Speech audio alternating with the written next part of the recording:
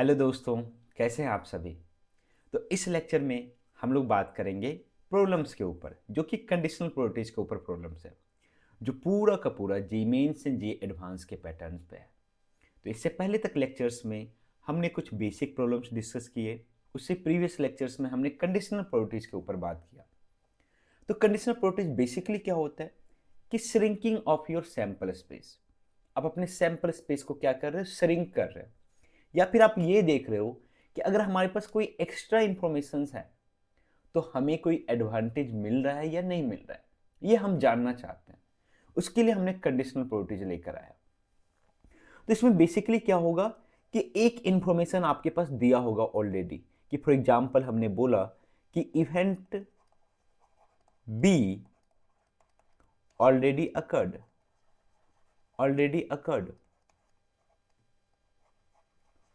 Then हमें क्या निकालना होगा, then find the probability of A, then find the probability of A।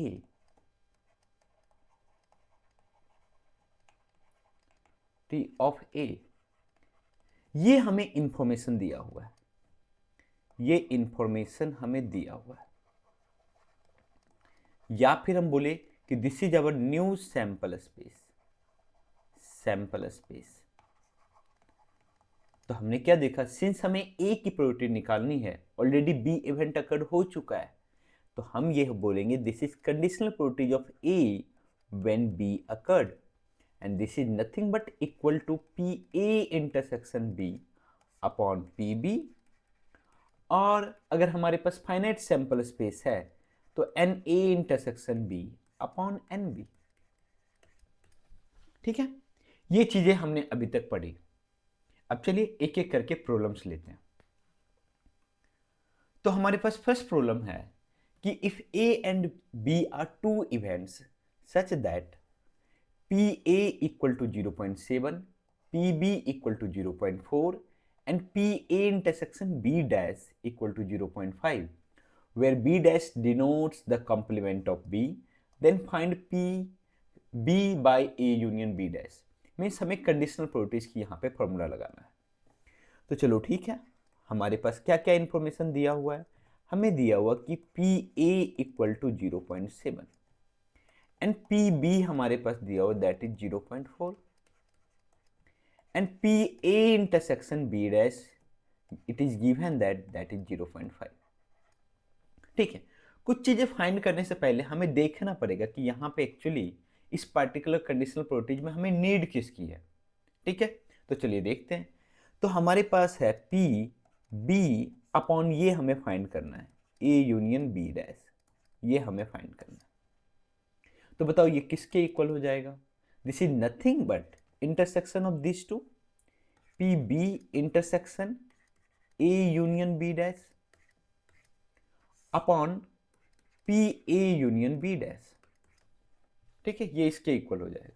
थोड़ा सा और इसको सिंप्लीफाई करते हैं। अब बताओ कि A यूनियन B डैश होगा क्या। तो अगर ध्यान से देखोगे कि A यूनियन B डैश जो हमारे पास होगा, हम यहाँ पे थोड़ा सा वेन डायग्राम का यूज करते हैं। तो this is our, let's suppose this is our A and this is our B, तो हमें निकालना A यूनियन B डैश। तो A यूनियन B डैश हमारे पास ये पूरा हो जाएगा और इसके साथ में हमें A मिलेगा, ये हमारे पास this is our A union B dash. इसका अगर हम B के साथ इंटरसेक्शन ले, B के साथ इंटरसेक्शन ले, तो इसके साथ जब इंटरसेक्शन हम लेंगे तो बस यही रीजन हमें मिलेगा। दैट इज कि ये जो हमारे पास दिया हुआ है न्यूमरेटर में, that is nothing but PA intersection B upon PA union B dash. Means हमें ये चीजें निकालनी है। ठीक है, इसका मतलब हमें A इंटरसेक्शन B की नीड है और इसकी नीड है। तो चलिए निकालते हैं A इंटरसेक्शन B। कहां से निकालेंगे देखते हैं। तो हमारे पास ये इंफॉर्मेशन दिया हुआ है, क्या दिया हुआ हमारे पास, और बाद में हम क्या करेंगे उसको फाइंड करके यहाँ पे पुट कर देंगे। तो हमारे पास दिया हुआ कि P A intersection B dash equal to 0.5। अब बताओ P A intersection B dash क्या होगा। हम थोड़ा सा स्लो जानना चाहते हैं। हमें पता है कि आप लोग में से कुछ कुछ चीज़ें ये आती है, कुछ ये चीज़ें भूल चुके हैं। इसलिए हम यहाँ पे स्लो जाना चाहते हैं। तो ए इंटरसेक्शन बी डैश हमें निकालना। क्या होगा A intersection B dash? A intersection B dash, सोचो कि ये अगर हमारे पास ए है और ये हमारे पास बी है, तो दिस इज अवर ए। तो इसका इंटरसेक्शन इस बी के कंप्लीमेंट के साथ क्या होगा? इस बी को छोड़ दो तो हमारे पास ये पूरा रीजन है, दिस इज बी कंप्लीमेंट। अब बताओ इसका इंटरसेक्शन ए के साथ में क्या है?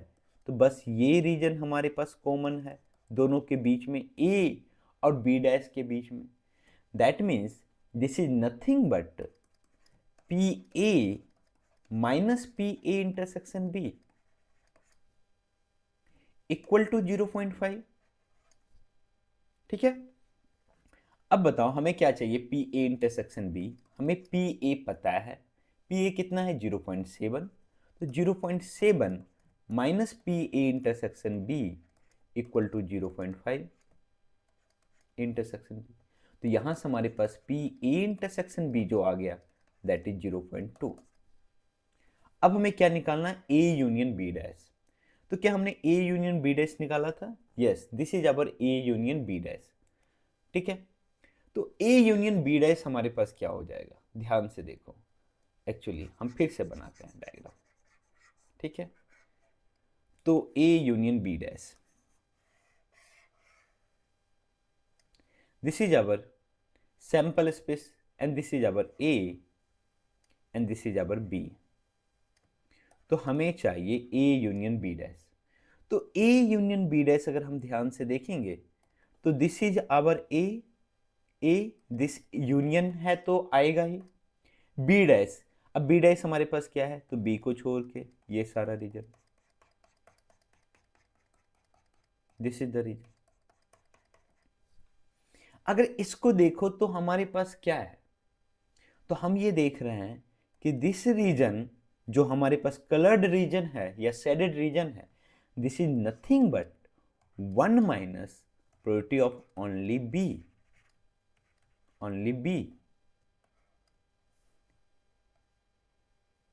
Probability of only B, 1 minus probability of only B, है ना? This is only B, this particular yellow region is only B. तो अगर हम 1 में सब्ट्रैक्ट कर देंगे तो ये रीजन निकल जाएगा। तो जो सेकेंड इंफॉर्मेशन हमें चाहिए that is A union B dash, this is nothing but 1 minus probability of only B. And probability of only B क्या हो जाएगा हमारे पास? Probability of B minus probability of A intersection B. ठीक है, तो अब यहां से हमारे पास क्या आ जाएंगी? यहां से आ जाएगा 1 माइनस प्रोबेबिलिटी ऑफ बी हमारे पास कितना है? तो प्रोबेबिलिटी ऑफ बी आपके पास दिया हुआ that is 0.4, 0.4 minus P A intersection B that is 0.2। तो यहां से आपके पास आ जाएगा 0.8। अब सॉल्व कर लेते हैं। अब क्या करते हैं? दोनों इंफॉर्मेशन हमें पता चल गई है।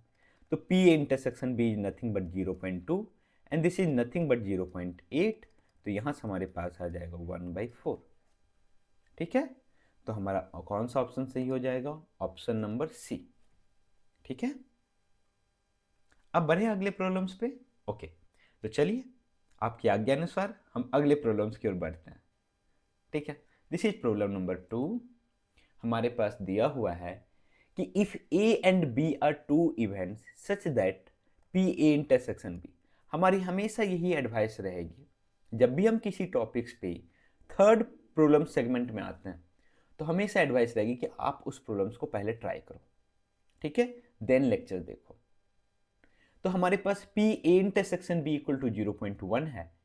पी ए बाई बी हमें निकालना, P A by B and P B by A are the roots of the equation, this particular equation. Then the value of this हमें निकालना। तो सबसे पहले हमारे पास पी ए इंटरसेक्शन बी दिया हुआ है। ठीक है, चलो ठीक है, हमारे पास क्या इंफॉर्मेशन है? तो हमारे पास इंफॉर्मेशन है P A intersection B equal to 0.1 and P A by B and P B by A are nothing but roots of the equation. किस रूट्स इक्वेशन के रूट्स हैं 12x² minus 7x plus 1 equal to 0। ठीक है, इसके equation है। तो हम इसके रूट्स निकाल लेते हैं। तो अगर इसके रूट्स निकालेंगे, अगर इसको फैक्टराइज करते हैं, तो that is nothing but 12x² minus 3x minus 4x plus 1 equal to 0। और यहाँ पे अगर हम 3x कॉमन ले लें तो हमारे पास आ जाएगा 4x माइनस 1, और यहाँ पे माइनस 1 कॉमन ले ले तो 4x minus 1 equal to 0। Means यहाँ से चीज़ें आ गई 3x minus 1 into 4x minus 1। तो यहाँ से हमारे पास जो रूट्स हैं ना, दो जो roots are 1/3 and 1/4, these are the roots.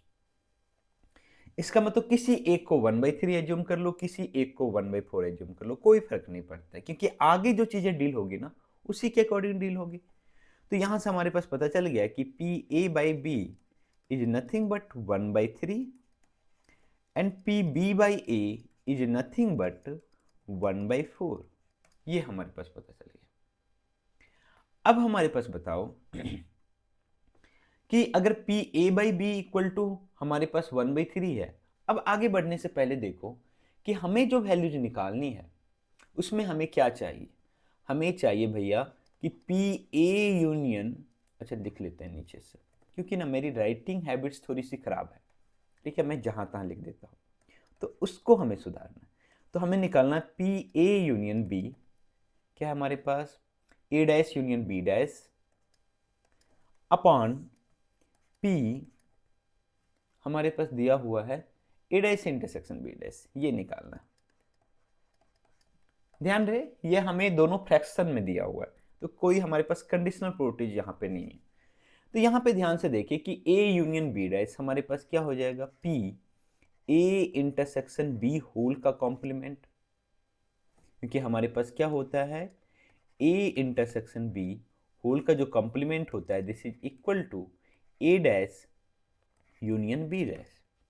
Similarly हमारे पास जो डिनोमिनेटर में जो दिया हुआ है A dash intersection B dash this is nothing but A union B complement, तो product of A union B complement. तो ये हमारे पास किसके इक्वल हो जाएगा 1 minus product of A intersection B, and this is nothing but 1 minus product of A union B। Means हमें क्या चाहिए, हमें भैया बताओ इसका सॉल्यूशंस आंसर्स निकालने के लिए बताओ कि product of A intersection B कितना है and product of A union B कितना है। अगर ये दोनों चीजें पता चल गई तो हम सॉल्व कर लेंगे। चलो ठीक है, तो हमारे पास ये इंफॉर्मेशन दिया हुआ है, दिस इज द इंफॉर्मेशन, इसको यूटिलाइज करेंगे, और साथ में A इंटरसेक्शन B भी दिया हुआ है। तो बताओ कि हमारे पास प्रोडक्ट ऑफ A/B किसके इक्वल होता है, this is nothing but product of A intersection B upon PB, और ये हमने निकाला, फाइंड किया, दैट इज 1/3 के इक्वल है। और product of A intersection B कितना दिया हुआ हमारे पास, this is nothing but 0.1 upon product of B, this will be equal to 1/3, and from here product of B will be equal to 0.3। ठीक है, तो प्रोडक्ट ऑफ B निकल गया। तो हमें A भी चाहिए, तो product of B by A is nothing but 1/4, ये हमने फाइंड किया था। तो product of B by A कितना हो जाएगा, product of A intersection B upon 1 minute, product of A intersection B या B intersection A upon product of A, and this will be equal to 1/4। ठीक है, तो यहां पे A इंटरसेक्शन B गिवन है 0.1 upon product of A equal to 1/4, और यहां से हम निकाल लेंगे product of A is nothing but 0.4। ये दोनों चीजें निकल गई। अब हमें क्या A इंटरसेक्शन B तो पता चल है ही, पता है ये हमारे पास, A यूनियन B निकालना है।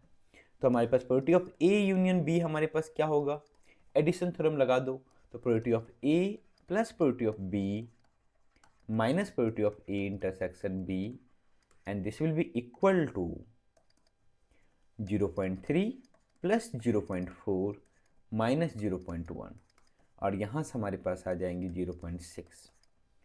तो हमें A यूनियन B पता चल चुका है, that is 1 minus 0.6, and A intersection B is nothing but 0.9, तो from here will get sorry A intersection B 0.1, तो 0.9 upon 0.4 and our final answer is 9/4। Okay, तो हमारा आंसर क्या हो जाएगा इस सिचुएशन में? 9/4। ठीक है, अब आई थिंक थोड़ा सा देखने में अच्छा लग रहा है ना। चलो ठीक है, चलो यही चीज़ें हमें इनकरेज करेगी कि हम अच्छे से लिखें, मैं अच्छे से लिखूं स्पेशली, आप भी अच्छे से साथ में नोट्स करते चलो। ठीक है, अब हम एक यहाँ पे मल्टीपल सेलेक्ट ऑप्शंस वाले क्वेश्चंस लेंगे। ठीक है, ये क्वेश्चंस हमारे पास,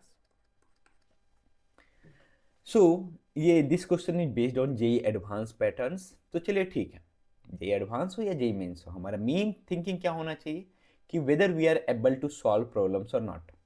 ओके, सो हमारे पास प्रॉब्लम है, let x and y be two events such that px equal to 1/3 and px by y equal to 1/2 and py by x equal to 2/5। इतना सारा इंफॉर्मेशन दिया, देन हमें कुछ चीज़ें निकालनी है, ये चीज़ें हमें देखनी है। चलो ठीक है, तो हमारे पास क्या दिया हुआ है? सबसे पहले दिया हो कि px हमारे पास दिया हो 1/3, ठीक है, एंड px by y हमारे पास दिया हुआ है 1/2, और हमें क्या दिया हो? py by x equal to 2/5। अब बताओ, इसको निकालने के लिए हमें पी वाई पता होना चाहिए। क्यों? क्योंकि this is nothing but P X intersection Y upon P Y equal to 1/2, ये पता होना चाहिए। तो ये भी पता नहीं है, वेट करते हैं। ना ही हमारे पास ये पता है, दोनों में कुछ नहीं पता है, वेट करते हैं। यहां से देखते हैं, तो यहां से जब हम देखेंगे तो यहां पे हमारे पास है P Y intersection X upon P X, ठीक है, इक्वल टू 2/5। हमें पी एक्स पता है, तो पी वाई इंटरसेक्शन एक्स निकाल लेंगे। तो P Y intersection X upon P X is nothing but, P X कितना है? 1/3, 1/3 इक्वल टू 2/5। तो यहां से हमारे पास आ जाएगा P Y intersection X is nothing but equal to 2/15। ये हमारे पास पहला इंफॉर्मेशन। कहीं पे है हमारे पास P X intersection Y equal to 1/5? नहीं, ये हमें नहीं पता है। चलो ठीक है, ये कहीं पे मिला नहीं हमें। चलो, अब इस इंफॉर्मेशन का यूज करके, this is equation 1, let suppose हम यहां से फाइंड करेंगे फ्रॉम इक्वेशन 1। हमारे पास क्या है? अब ये पता चल चुका है, तो ये निकल जाएगा। तो पी एक्स इंटरसेक्शन वाई और Y intersection both are same, तो हमारे पास क्या हो जाएगा? 2/15 upon P Y will be equal to 1/2, और यहां से हमारे पास आ जाना चाहिए, हमारे पास कितना हो जाएगा? पी वाई इक्वल टू तो हमारे पास this should be equal to I think 1/15, yes, not 1/15, I think I've did some mistakes, okay, 4/15, this should be equal to 4/15। ठीक है, ये हमें पता चल चुका है कि हमारे पास ये चीज़ें हमारे पास कितनी है, तो ये हमारे पास आ चुका है 4/15 हमारे पास आ चुका है। ये हमारे पास दिस इज इक्वल, कहीं पे है हमारे पास P Y equal to 4/15, yes, option E is correct. अब ये तो हमें डिस्कार्ड हो चुका है, बाकी को हम वैलिडेट करते हैं, ये निकालते हैं कि हमारे पास पी एक्स यूनियन वाई कितना होगा। डी ऑप्शन चेक करते हैं, P X union Y is nothing but P X plus P Y minus P X intersection Y. तो क्या हो जाएगा हमारे पास? पी एक्स हमारे पास कितना दिया हुआ है, तो थोड़ा सा पी एक्स हमारे पास दिया हुआ है, हमारे पास ऑलरेडी गिवन था, दैट इज 1/3। तो 1/3 plus 4/15 minus P X intersection Y is 2/15, तो यहां से हमारे पास आ जाना चाहिए दिस 5 इंटू 5, तो 5 4 9 माइनस 2 7/15। क्या 7/15 है हमारे पास? नहीं है, तो ये भी ऑप्शन डिस्कार्ड हो चुका है। अब हमारे पास ये ऑप्शन बचता है, इसको निकालते हैं। तो ऑप्शन बी हम देखते हैं, वैलिडेट करते हैं, उसमें हमें निकालना प्रोबेबिलिटी ऑफ कंडीशनल प्रोबेबिलिटी निकालनी है। क्या हमारे पास है? एक्स डैश बाय वाई, तो this will nothing but P X dash intersection Y upon P V Y. ठीक है, तो हमारे पास क्या हो जाएगा, एक्स डैश इंटरसेक्शन वाई क्या होगा, जल्दी बताओ अब बताओ। X dash intersection Y will be nothing but P Y minus P X intersection Y, और हम डायरेक्टली बोल सकते हैं कि P probability of only Y upon P Y, हमें ये निकालना है। ठीक है, तो यहां से हम देखेंगे तो this is nothing but 1 minus probability of X intersection Y upon P Y. अच्छा, एक चीज हम यहाँ पे, आप ऐसे भी डायरेक्टली निकाल सकते हो, हमने प्रूव किया था ना कि probability of X dash upon Y will be equal to 1 minus probability of X by Y.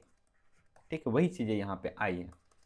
तो 1 minus probability of X intersection Y हमारे पास कितना है, that is 2/15 upon what is probability of Y, that is 4/15। तो यहाँ से हमारे पास आ जाएगा this 2 will be cancel out, 1 minus 1/2 which will equal to 1/2। अब चेक करो ऑप्शन बी क्या 1/2 है, यस ऑप्शन बी इज 1/2। तो हमारे पास इस पर्टिकुलर क्वेश्चन के दो ऑप्शंस करेक्ट हैं, that is A and B. ठीक है, अब हम बढ़ते हैं question number 4। This is question number 4। I think this particular question number 4 is related to question number 1 only. Yes, just see, yeah, both questions are exactly same, only some numerical values I think have been changed. Yeah, okay, so ये questions मैं चाहूंगा कि आप इस questions के particular questions के answer जल्दी से अभी सॉल्व करके कमेंट बॉक्स में बताओ, कमेंट बॉक्स में बताओ जल्दी से, तभी आगे बढ़ना है। ठीक है, जस्ट इसको सॉल्व करो और कमेंट बॉक्स में इसका आंसर बताओ। ठीक है, चलिए हम बढ़ते हैं अगले प्रॉब्लम्स की ओर, प्रॉब्लम नंबर 5। या तो ये हमारे पास क्वेश्चंस, हमारे पास कुछ अगर बात करें तो बेसिक चीजें के ऊपर क्वेश्चंस है जो हमारे पास इस टाइप्स के क्वेश्चंस जेईई मेंस में आ चुके हैं। ठीक है, इवेंट अगर पुराने जेईई एडवांस के बारे में बात करें, जब आईआईटीज का एग्जाम होता था उस टाइम भी ये क्वेश्चंस पूछा जा चुका है। ठीक है, चलो तो अब हम बात करते हैं इस प्रॉब्लम के ऊपर। क्या है हमारे पास, हमने बात किया था ना एक इंफॉर्मेशन के बारे में कि whether we have any information gain और नॉट, और किस सिचुएशन में इंफॉर्मेशन गेन होगा ही होगा। और दूसरा हमने बात किया था कि conditional probability is nothing but shrinking the sample space. हमने बात किया था ना शुरू में कि क्या चीजें हमारे पास कंडीशनल प्रोबेबिलिटी है। तो इसको ध्यान से देखते हैं। If A and B are two null events, दो नल इवेंट्स हैं, such that A is a subset of B, दो नल इवेंट्स हमारे पास है, और अगर ये हमारे पास बी है तो A is nothing but subset of B. तो हमारे पास क्या होगा, A will be lies completely inside B. ठीक है, ये हमारे पास है। अब बात कर रहे हैं क्या कि कौन सा इसमें करेक्ट है, वो ऑलवेज करेक्ट है। हम बात करेंगे ऑलवेज करेक्ट के बारे में कि कौन सा इसमें ऑलवेज करेक्ट है। पहला बोला कि probability of A by B is always equal to P B minus P A. ये चेक करते हैं, चलो इसकी वैल्यू निकालते हैं। तो this is nothing but A intersection B upon P B.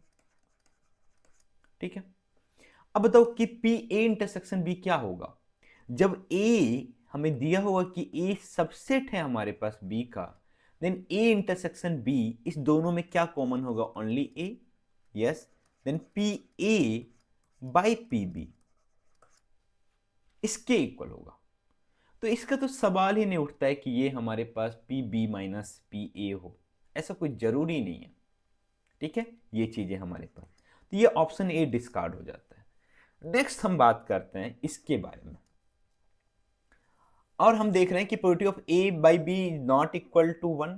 ये इक्वल टू 1 तभी होगा, ये इक्वल टू 1 तभी होगा जब हमारे पास probability of A will be equal to probability of B. Means हमारे पास वो दोनों क्या हो जाए, हमारे पास एक दूसरे का सबसेट भी हो, A is a subset of B और also B is a subset of A, तभी हमारे पास क्या होगा, दोनों हमारे पास सेम चीजें आ जाएंगी। ठीक है, जब दोनों क्या हो जाएगा, इक्वल होगा, तभी ये पॉसिबल है हमारे पास। तो हमारे पास ये भी ऑप्शन डिस्कार्ड हो चुका है। तो अब हमारे पास ऑप्शन बचता है बी एंड सी। अब सोचो, एक बात बताओ कि अगर यहां पे ध्यान से देखो इस पर्टिकुलर चीज को, तो पी ए बाई बी है, ठीक है। आप मानते हो कि प्रोबेबिलिटी ऑफ ए जो होगा हमारे पास, प्रोबेबिलिटी ऑफ ए हमारे पास less than equal to probability of B होगा। क्यों? क्योंकि if A is a subset of B, then probability of A will be always less than equal to probability of B. ये information अब खुद सोचो कि जब ए बी का सबसेट है तो इसका जो कंट्रीब्यूशन है हमारे पास सैंपल स्पेस में, ऑब्वियसली बी से हमारा कम होगा, तो इसकी प्रोबेबिलिटी भी हमारे पास क्या हो जाएगी, कम हो जाएगी, हमारे पास प्रोबेबिलिटी उसकी कम। तो ये हमें पता है कि probability of A is less than equal to probability of B, ठीक है। अब सोचो आगे कि प्रोबेबिलिटी ऑफ ए हमारे पास less than equal to probability of B है। अब हमें ये देखना है ये particular this will be greater than equal to probability of A और less than equal to probability of A. ये हमें चीजें देखनी है, कैसे देखेंगे, ठीक है। चलो, for the time being, since हमें ये पता है कि A is subset of B, मान लेते हैं कि ये हमारे पास फाइनाइट सैंपल स्पेस है, finite sample space, sample space, ठीक है। अगर फाइनाइट सैंपल स्पेस है तो probability of A upon probability of B will be nothing but N A upon N S upon N B upon N S, ठीक है। तो यहां से हमारे पास आ चुका है N A by N B, ठीक है, ये हमारे पास। अब खुद बताओ कि अर्लियर हम क्या देख रहे थे, कि हम देख रहे थे हमें कंपेयर करना है प्रोबेबिलिटी ऑफ ए से। Probability of A is nothing but N A upon N S, ठीक है। अब बताओ कि इस दोनों में कौन ग्रेटर है। हमें पता है कि N S will be always greater than equal to N B. Sample space है वो बी से ग्रेटर होगा, उसमें नंबर ऑफ एलिमेंट्स या फिर उसके इक्वल होंगे जब हमारे पास बी सैंपल स्पेस के इक्वल हो जाए। तो इस दोनों में कौन ग्रेटर है? ऑब्वियसली इसका डिनोमिनेटर लेस है तो ये ग्रेटर है। और इक्वल कब होगा? जब एन बी हमारे पास सैंपल स्पेस के इक्वल हो जाए। तो हमारे पास ये है कि हमारा कौन सा ऑप्शन सही होगा? बी। दूसरे तरीके से, बेसिक तरीके से सोचो, लॉजिकली सोचो कि जब ए बी का सैंपल स्पेस है, सॉरी ए बी का सबसेट है, A is a subset of B, A is a subset of B, ठीक है। तो जो सोचो कि ये हमारे पास सैंपल स्पेस है, पहले हमारे पास सैंपल स्पेस ये था, अब हमारे पास क्या हो चुका है, ये हमारे पास बी है और ये हमारे पास ए है, ठीक है, ए है, ए हमारे पास सबसेट है बी का, ठीक है। हम कंप्लीटली लाई, हम ऐसे देखो हम दिखा रहे हैं ना कंप्लीटली लाई, हो सकता है कि इक्वल भी हो जाए, मैं इसको पहले ही क्लेरिफाई कर देता हूँ, ठीक है, बस आपको समझाने के लिए मैं बता रहा हूँ। अब सोचो, पहले हम ए की प्रोबेबिलिटी देख रहे थे इस पूरे में कि ए का कंट्रीब्यूशन इस पूरे में क्या है, पूरे रीजन में हमारे पास क्या है, पूरे रीजन में क्या है ए की कंट्रीब्यूशंस। अब हम देख रहे हैं ए की कंट्रीब्यूशंस बस ये ग्रीन वाले रीजन में, तो ऑब्वियसली ग्रेटर होगा क्योंकि अब हमारा सैंपल स्पेस श्रिंक हो चुका है। तो जो probability of A by B जो होगा अब बी में, that will be greater than equal to probability of A, ठीक है। और ये हमारे पास इक्वल कब होगा? जब ए और बी सेम हो जाए, ठीक है। ए और बी अगर सेम हो गया, सोचो कि हमने बोला कि अब हमारे पास क्या है, हम इसका this is our new A, this is our new A, A and B both are same. तो जब बोथ सेम है तो हमारे पास क्या हो जाएगा, सोचो। अच्छा एक बार बताओ, ऐसा होगा क्या?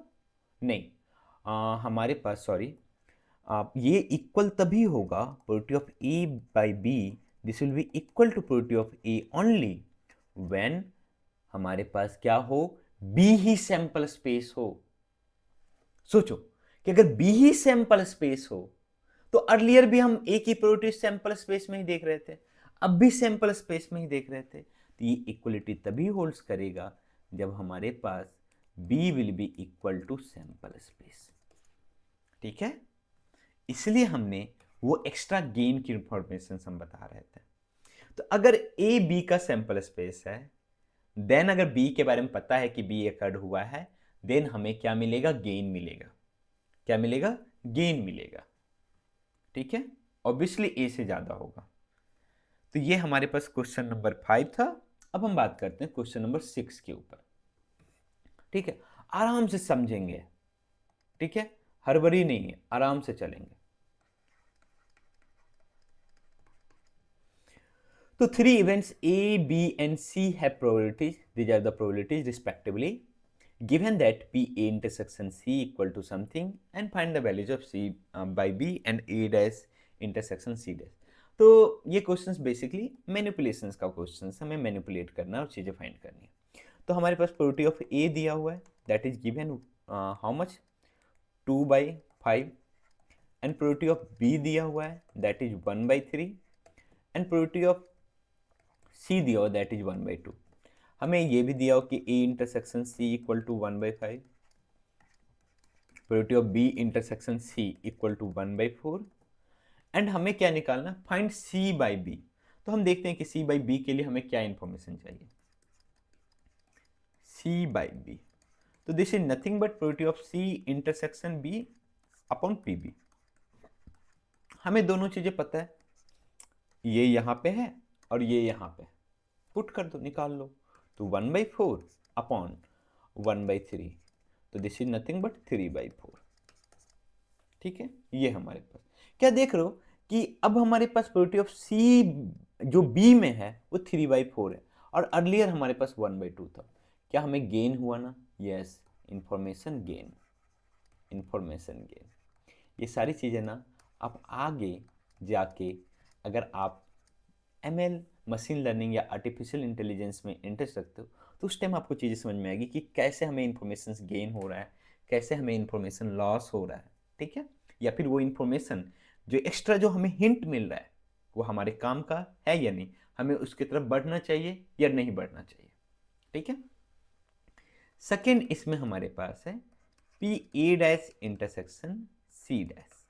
तो this is nothing but P A union C dash complement. तो this will nothing but probability of A union B, sorry A union C.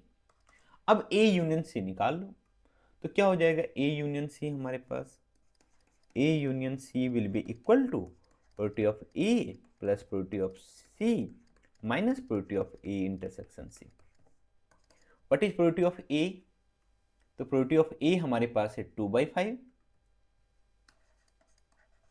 Plus probability of C, C कितना हमारे पास है 1/2 minus A intersection C, A intersection C दिया हुआ है 1/5, तो put करते हैं, निकालते हैं हमारे पास, दिस इज 1/5 प्लस, चलो ठीक है, एलसीएम इज 10, 4 प्लस 5 माइनस 2, तो हमारे पास आ जाएगा 7/10। तो दिस इज नथिंग बट 7/10। ठीक है, दोनों चीज़ें हमें निकल गई। आई थिंक आप ये ट्राई किए करके आप सॉल्व कर चुके हो इस क्वेश्चंस को। ठीक है, इसलिए मैं बोलता हूँ कि प्रॉब्लम्स को पहले ट्राई करो। ठीक है, हमेशा प्रॉब्लम्स को ऐसे जज मत करो कि ये प्रॉब्लम टफ है या फिर आसान है। आप ट्राई करो इस प्रॉब्लम्स को। तो हम अगले प्रॉब्लम्स की ओर बढ़े।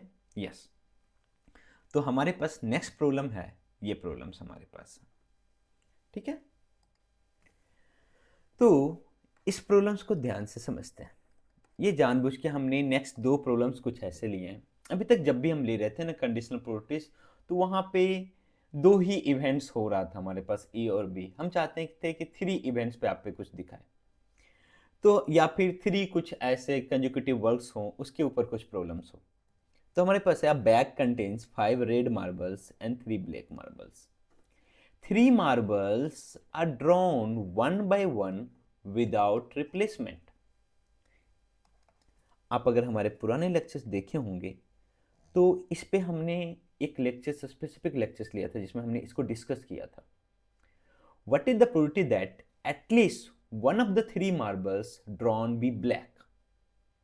ठीक है, हमें क्या निकालना है, What is the probability that at least one of the 3 marbles drawn be black? उस 3 मार्बल्स जो हम ड्रॉन कर रहे हैं उसमें से कम एक ब्लैक हो। Given that if the first marble is red, तो this is given, this is extra information.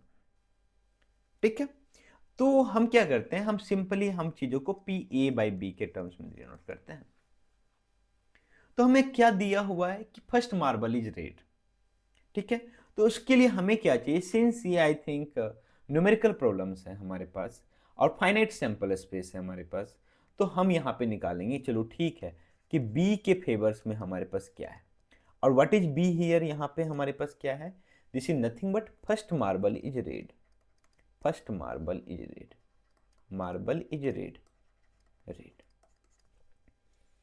और हमारा ए क्या है, कि ए हमारा बोला कि at least one of the three marbles drawn be black. हमारे पास ए जो है at least one of the three marble, one of the three marble is black, ये हमारे पास है। तो हमें क्या निकालना है, हमें बेसिकली निकालना है product of A by B. तो this will be nothing but, अगर फाइनाइट सैंपल स्पेस है तो ये किसके इक्वल हो जाएगा, n A intersection B upon N B. ठीक है, तो क्या हमें एन ए पूरा निकालने की जरूरत है क्या, नहीं, हम देखेंगे एन ए इंटरसेक्शन बी, और एन ए इंटरसेक्शन बी क्या होगा, ये बोला कि at least one of the means three marbles should be black. ठीक है, और ये बोला फर्स्ट मार्बल इज रेड, तो इस दोनों का इंटरसेक्शन क्या हो जाएगा, ये हो जाएगा first marble is red and remaining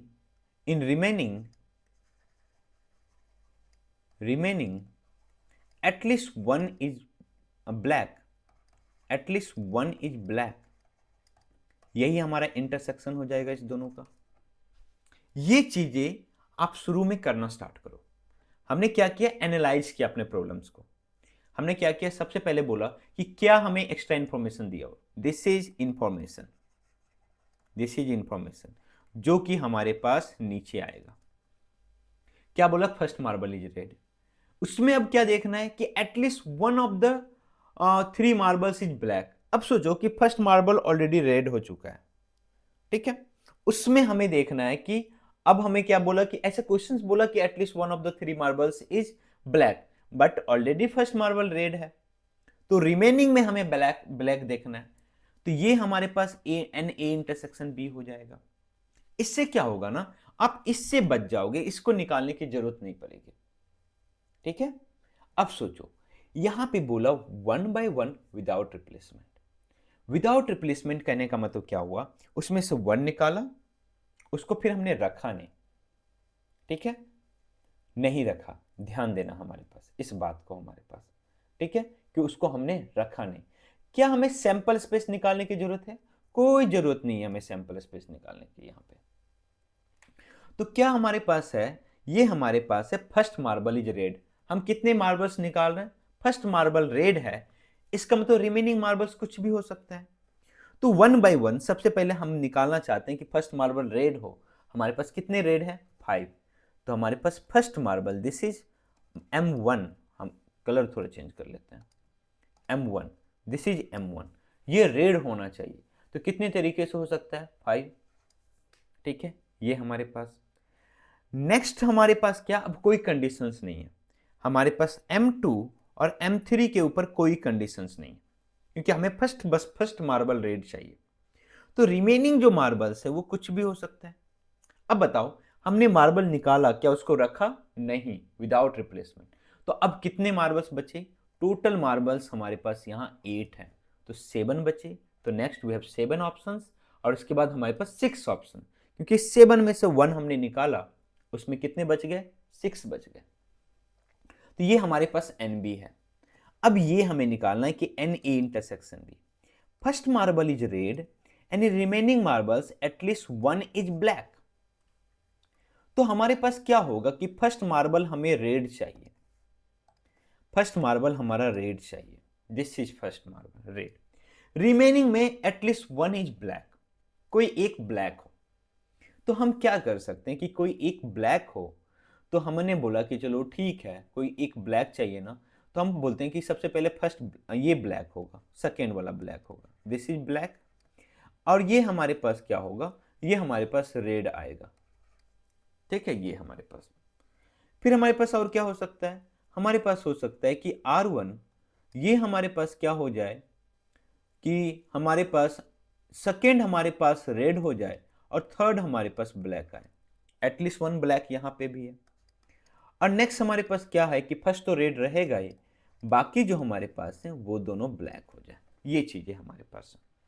ठीक है, तो this is nothing but remaining at least one is black, हर किसी में एटलीस्ट वन ब्लैक है।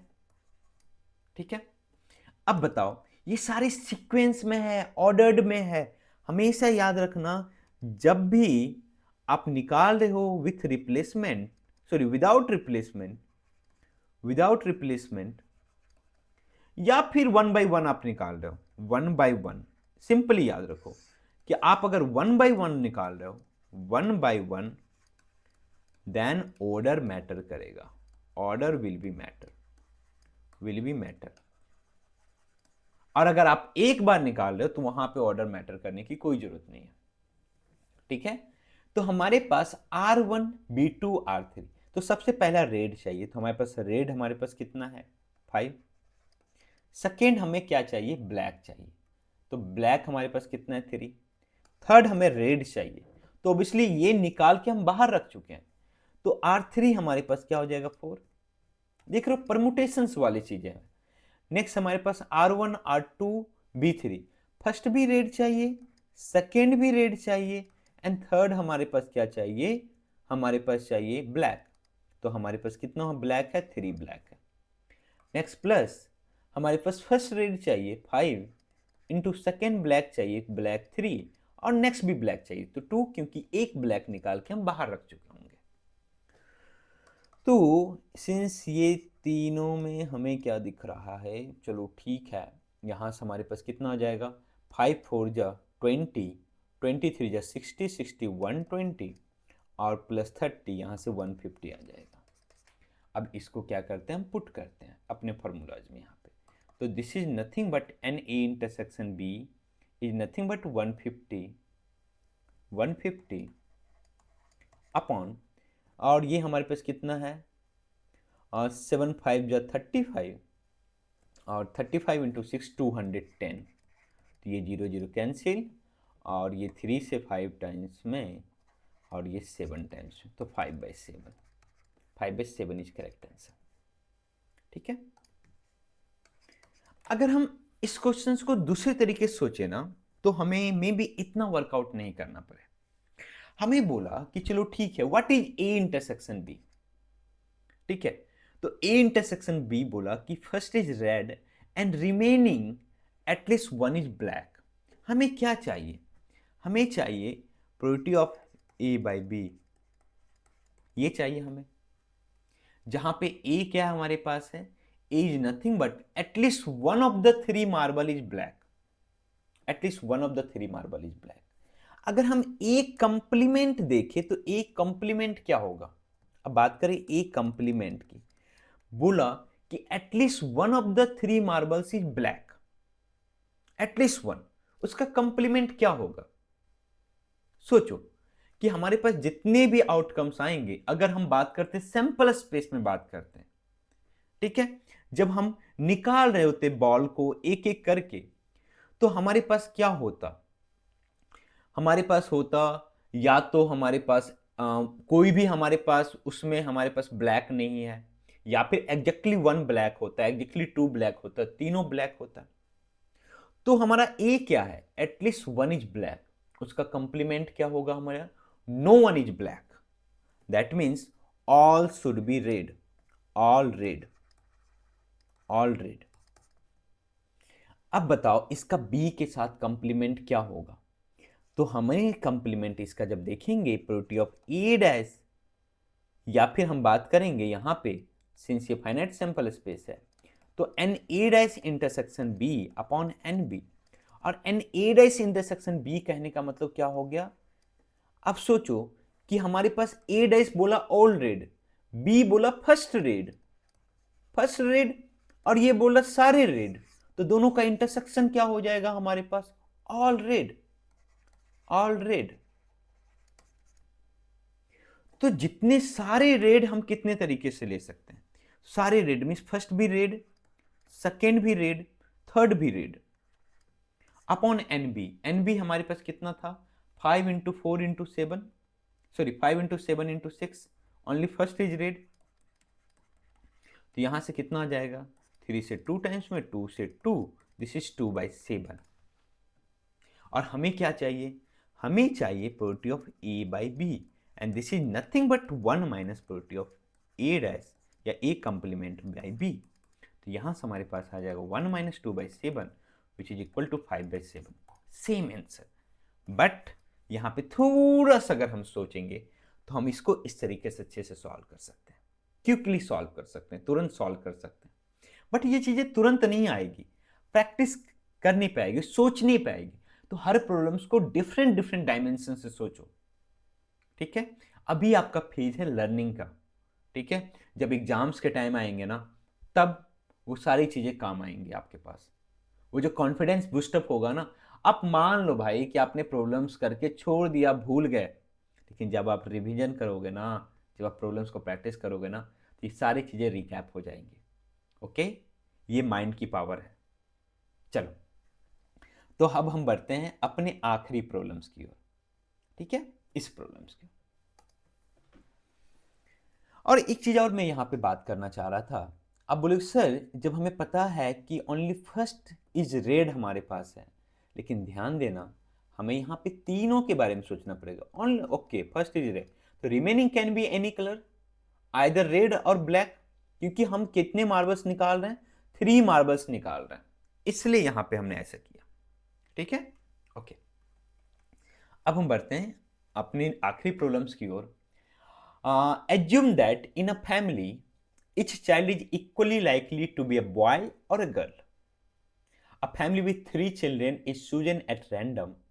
The probability that eldest child is girl, given that the family has at least one girl. अब ये problems हमने क्यों लिया? इसके पीछे हमारे पास एक्चुअली क्या था ना, पिछले प्रॉब्लम्स में भी कुछ ऐसा था, लेकिन वहां पे हमने देखा कि बाद में हम कंप्लीमेंट करके भी निकाल पा रहे थे। इस प्रॉब्लम्स में देखेंगे कि क्या वही सेम कॉन्सेप्ट हम यूज कर सकते हैं, अगर हाँ तो क्यों, अगर ना तो क्यों, ठीक है? तो हमारे पास कुछ इंफॉर्मेशन यहाँ पे दिया हुआ कि एक चिल्ड्रन है, assume that in a family each child is equally likely to a boy or a girl. A family with 3 children is chosen at random.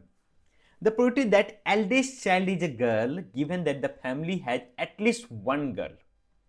ये हमें गिवन है, ये हमें इंफॉर्मेशन है, इंफॉर्मेशन, तो इसको हम बी एज्यूम करते हैं, बी, और हमें निकालना है एल्डेस्ट चाइल्ड इज गर्ल, तो दिस इज ए, ठीक है? पहले सबसे पहले सैंपल स्पेस निकालते हैं। सैंपल स्पेस हमारे पास क्या हो जाए? तो सैंपल स्पेस हमारे पास सिंस 3 चिल्ड्रन है, 3 चिल्ड्रन है, तो इच कैन बी बॉय और गर्ल, तो 2 into 2 into 2, just like coin we have 8 different outcomes, तो हम इसको लिखते हैं 8 डिफरेंट आउटकम्स। तो हम मानते हैं कि सबसे पहले गर्ल और गर्ल गर्ल है, ठीक है? तीनों गर्ल्स हैं। नेक्स्ट, और ये जो सीक्वेंस है ना, ये हमारे पास दर्शाता है कि दिस इज एल्डेस्ट वन, ठीक है? एल्डेस्ट। और नेक्स्ट हमारे पास G1, G2 और नेक्स्ट हमारे पास B1। यहां पे G1 है, फिर G2 है, फिर B1 है।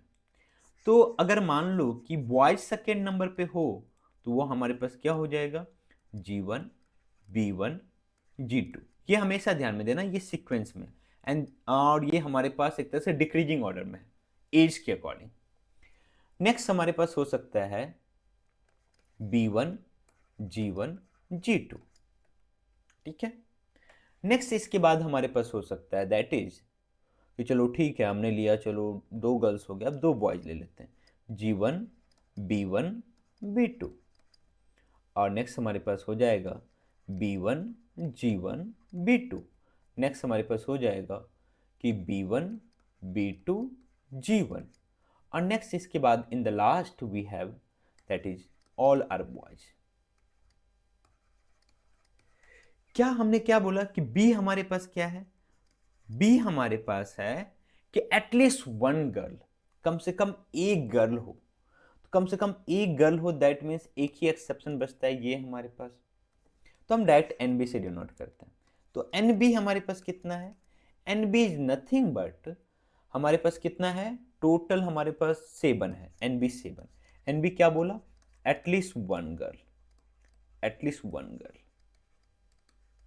अब क्या बोला है, that eldest child is a girl, ठीक है, एटलीस्ट वन गर्ल होना चाहिए, साथ में एल्डेस्ट चाइल्ड गर्ल होना चाहिए। अब अगर हम बात करें ना eldest child is a girl, तो eldest child is a girl हमारे पास क्या हो जाएगा, NA। कहां कहां एल्डेस्ट चाइल्ड गर्ल है, तो हमारे पास इस सिचुएशन में, इस सिचुएशन में, इस सिचुएशन में, इस सिचुएशन में, और हमारे पास कोई सिचुएशन है क्या जहां पे एल्डेस्ट चाइल्ड हमारे पास गर्ल है, नहीं, ये हमारे पास 4 सिचुएशंस में। तो NA जो हमारे पास दिया हुआ है दैट इज 4। अब बताओ क्या इस सभी NA में क्या ये चीजें आएंगी ही, क्योंकि एल्डेस्ट चाइल्ड हम गर्ल देख रहे हैं, eldest child is girl, child is girl. तो अगर मैं पूछूं कि NA इंटरसेक्शन B क्या हो जाएगा, तब बोले सर सेम सर, क्योंकि एटलीस्ट वन इज गर्ल, जब हमारे पास वन गर्ल है तो उसमें ये चीजें ऑलरेडी इंक्लूडेड होंगी। दैट मीन्स अगर हम बात करें तो A हमारे पास B का क्या है, सबसेट है, A B का सबसेट। देखना इस क्वेश्चन में आपको इंफॉर्मेशन गेन मिलेगी। अगर यहां पे हम PA निकाले तो this PA is nothing but equal to 4/8, क्योंकि हमारे पास NS कितना है, 8 है, ठीक है, 1/2, ठीक है। अब हम क्या निकाल रहे हैं, अब निकाल रहे हैं प्रोबेबिलिटी ऑफ A/B। तो बताओ कि probability of A/B, A intersection B क्या हो जाएगा, समझ गया ये कि क्यों 4 होगा, ये भी क्योंकि इस सभी में एटलीस्ट वन गर्ल तो है ही, तो वही सेम ही चीजें आएंगी दोनों का इंटरसेक्शन। तो बोलो सर कौन कौन डिस्कार्ड हुआ जिसमें एटलीस्ट गर्ल थी, वो ये डिस्कार्ड हुआ जहां पे एल्डेस्ट गर्ल नहीं थी, ये डिस्कार्ड हुआ और ये डिस्कार्ड हुआ, ठीक है। तो PA/B क्या हो जाएगा, NA intersection B upon NB। तो NA इंटरसेक्शन B कितना हमारे पास है, तो NA intersection B is 4 and what is NB, 7। अब देखो अर्लियर हमारे पास प्रोबेबिलिटी ऑफ A था 1/2, अगर हम बात करें चलो ठीक है 1/2, चलो हम देखना चाहते हैं, तो ये दिस इज नथिंग बट 7/14 और दिस इज नथिंग बट 8/14। तो क्या देख रहे हो, इंफॉर्मेशन गेन हुआ, यस, ठीक है। तो अब बात है कि इसमें क्या कॉम्प्लीमेंट वाला कर सकते हैं कि नहीं। देखो एक्चुअली अर्लियर क्या था ना, हमारे पास ये जो है B है, ये हमारे पास B है, at least one child is girl, ठीक है। तो हमें निकालना probability of A/B, probability of A/B। तो हम अर्लियर हमारे पास था कि हमारे पास ये हमारे पास एटलीस्ट वाला चांस था, तो हम इसका कंप्लीमेंट लेके नहीं रहते, तो हमेशा ऊपर वाले का कंप्लीमेंट ही होगा ना, probability of A/B, this will be equal to 1 minus probability of A/B ना, ठीक है। तो इसलिए यहाँ पे वो चीजें हम डायरेक्टली अप्लाई नहीं कर सकते, इनडायरेक्टली उसके लिए सिंपल सी बात है, प्रोबेबिलिटी ऑफ B/A निकालो, फिर उसके हेल्प से A/B निकालो, इतना कॉम्प्लिकेट करने की जरूरत नहीं है, ठीक है, सिंपली हम यहाँ पे निकाल पाए।